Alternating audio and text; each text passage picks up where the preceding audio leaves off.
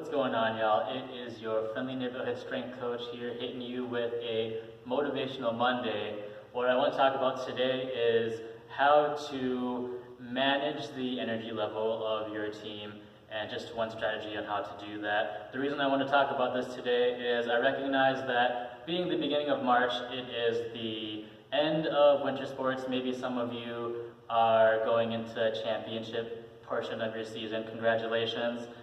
And spring sports are right around the corner.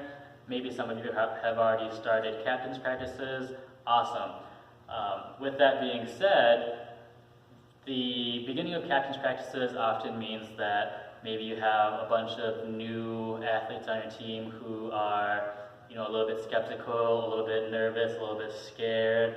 So I want to talk about how to bring your athletes, if you're a coach, or your teammates, if you're a captain, or just someone who is seen as a leader on your team, how to bring your teammates from the ground level, if they are, a little bit nervous or skeptical, whatever, and how to motivate them and bring them up. So a strategy here is to think about your energy level in steps, right?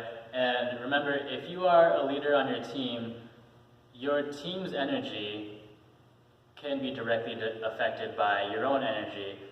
So what we want to think about here is gauging your team's energy and managing your own energy as a response to get them to come up. So to give you an example here, again, if your team's energy level is down here, it's the beginning of the season, they're nervous, maybe even in the middle of the season, you just came off of like a loss or something, and today is the practice the day after, and you gotta sort of bring them back up, right?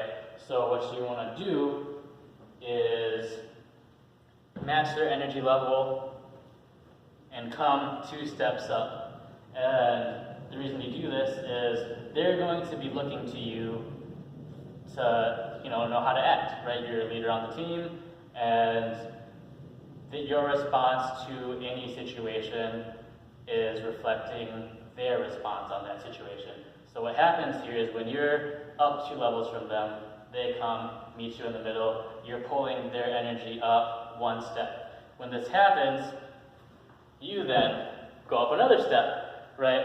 And then, again, they'll meet you in the middle. This is called mood momentum. You're using a positive upswing in the general mood to, again, boost your mood, which then boosts their mood again, right? And then you just repeat this process. Come up here, 1 more step up. They meet you here. Maybe you get a little bit, hype. They meet you on this level. Now y'all are wilding out. The reason we don't start up here, though, when your team is all the way down there, is that's a much larger shift. You might say, yeah, they can meet you in the middle. If you're way up here and they're down there, that's a lot bigger of a jump, though. Just like anything else in life, you go in smaller increments, and it's a lot easier to manage those things, right?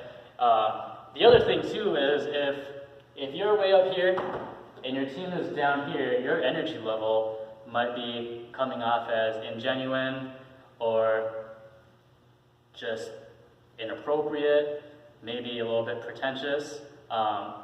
So if you sort of just use the 2-step thing, then the energy difference it's not so drastic, right? And then your team will follow suit and meet you. This is just one strategy. In order for this to work, your team is going to need to respect you, right? They're going to need to be looking to you as someone who's a leader. We can talk about that, and that's an entirely different topic. I'll save it for another time, another video. I can go on and on about, leadership skills and tactics. It certainly is something that you can learn. Again, we'll save it for another video. Have a great week, everyone.